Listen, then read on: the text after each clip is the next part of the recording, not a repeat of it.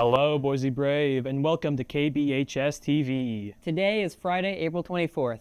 I'm Cooper Goulder. And I'm Justin Stoltzmeyer, and these are your weekly video announcements. Good luck to all the candidates running for ASB and class elections today. You may have also noticed that each class is a little bit shorter today to accommodate those election speeches. We appreciate the entire teaching staff for their willingness to accommodate the adjusted schedule. You know what I think, Cooper?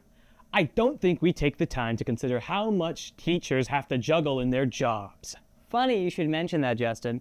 I had a segment featured on KTVB last Friday that investigated this topic. Take a look. Every teacher I spoke to said they love teaching, and yet fewer people are entering teaching than ever. I spoke to veteran teachers, early career teachers, and even the Boise School District superintendent to find out more. What they do in a day is pretty amazing. The amount of decisions they have to make in a day, I think the average person would be shocked about. I go to bed at like 8 p.m. I'm not even gonna lie. I would say like that's the biggest thing of like making sure you can take care of yourself because you're taking care of people during your job. And then making decisions. I don't know if other teachers talk about like decision fatigue. Like I go home and I don't want to like have to think about like what to cook for dinner or like anything like that. I could see like burnout being a real thing. But the pressure on teachers doesn't just stop at student needs. The accountability of the public has really become a higher and higher level.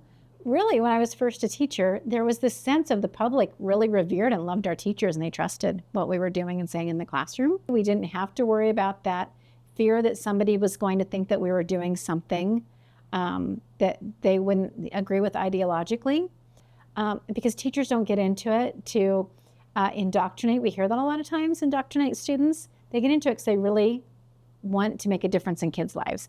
If motivation and intent aren't the problem, then what is? For many, it comes down to the cost of teaching. Between 2000 and 2019, the average cost that a student paid for college education rose 59%. It is mind-blowing to me, the cost of college now. I remember being a fairly young teacher in my career and being able to even go back and get my master's degree, and I could manage that. And now, I don't know how people manage. But despite all of this, people still choose to become teachers. My day is fun. I get to hang out with kids all day and teach them math, and no day is the same, and for right now, I'm happy. It's time for your club and event news. Mags, tell us what's happening.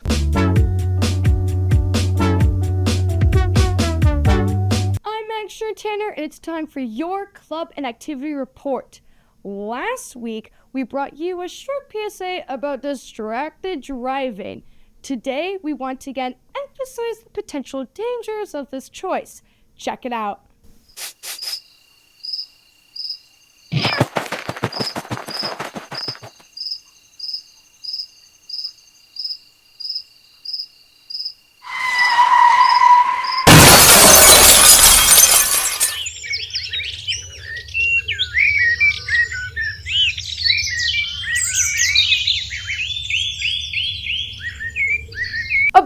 Thanks to Green Club and Earth Club for their efforts this week. Please don't forget about the main event of the lettuce eating contest today at lunch. Finally, mark your calendars for some great events happening next week. On Tuesday night, the band and orchestra are holding their Pops concert at 7 p.m. in the auditorium. Also on Tuesday, please consider joining our talented creative writers who will be reading their contributions to the Rosa Sharon, Boise High's literary journal.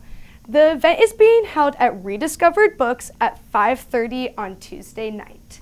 Then Wednesday through Saturday, the Washington Street Players host their One Acts Festival with performances at 7 p.m. each night. Well, this has been Mags, and you are officially up to date. Back to you, Justin. Let's turn things over to Jonathan at our sports desk. Jonathan, tell us the score.